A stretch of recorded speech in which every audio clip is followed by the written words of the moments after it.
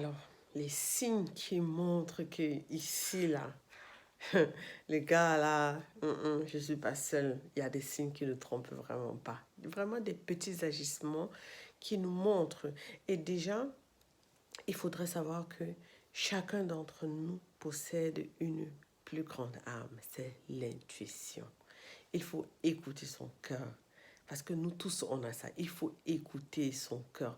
Parfois, par rapport aux agissements, on se dit non, c'est parce qu'il est fatigué, c'est parce que les enfants n'ont pas été sages aujourd'hui, c'est parce que ci, c'est parce que ça.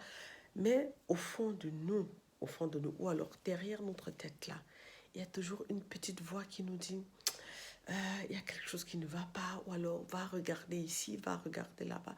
Vraiment, il faut qu'on écoute notre cœur. Et c'est ça qui nous conduit, c'est ça qui nous aide à pouvoir comprendre que notre homme a changé. C'est ça.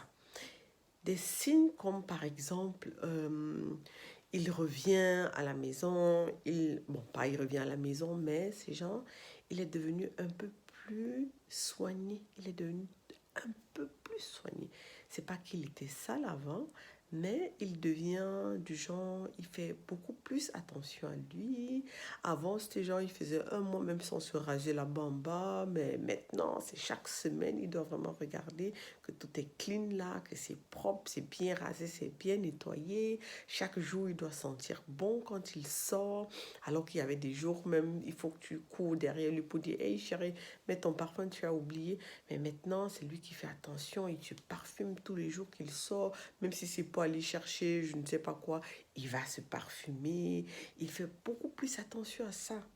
Et aussi des trucs du genre, il commence à tenir des propos genre, vraiment je comprends pas les couples qui se séparent seulement parce que l'homme a été infidèle, vraiment je comprends pas ça. Est-ce que l'infidélité c'est un crime? L'infidélité ça ne devrait pas forcément être le problème pour pousser deux personnes à divorcer. Bref, du genre, vraiment, mais c'est vraiment des petits changements. Et c'est ces petits changements qui nous poussent vraiment à commencer à penser du genre, celui-ci, qu'est-ce qui va pas avec lui? Et c'est ça qui pousse même beaucoup de femmes à aller fouiller dans le téléphone. Et le téléphone qui devient en ce moment, ouh, même quand on va au petit coin, téléphone, on va ici, téléphone, le téléphone est toujours dans sa poche, on ne s'en sépare pas. Ça veut dire qu'il y a quelque chose. Avant, c'était même genre, il n'y avait même pas de code sur le téléphone. Mais maintenant, il y a le code.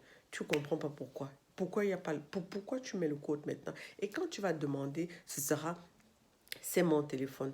Alors qu'avant, c'était, chérie, tu peux prendre mon téléphone, tu as besoin de quoi? Tu avais le droit de prendre son téléphone quand tu voulais, comme tu voulais, pas forcément parce que tu voulais fouiller, peut-être parce que tu as perdu ton téléphone, tu voudrais appeler avec le sien, ou alors peut-être tu veux faire une surprise, tu veux regarder vite fait dans son téléphone, ouais, bref.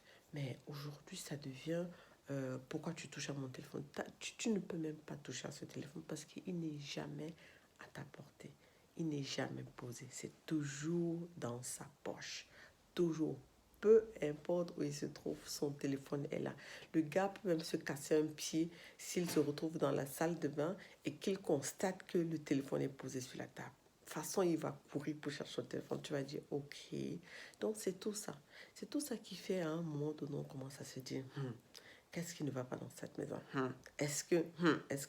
Donc, mes chéris, quand un gars commence à faire déjà ça là, il faut commencer à ouvrir les yeux et se poser des questions.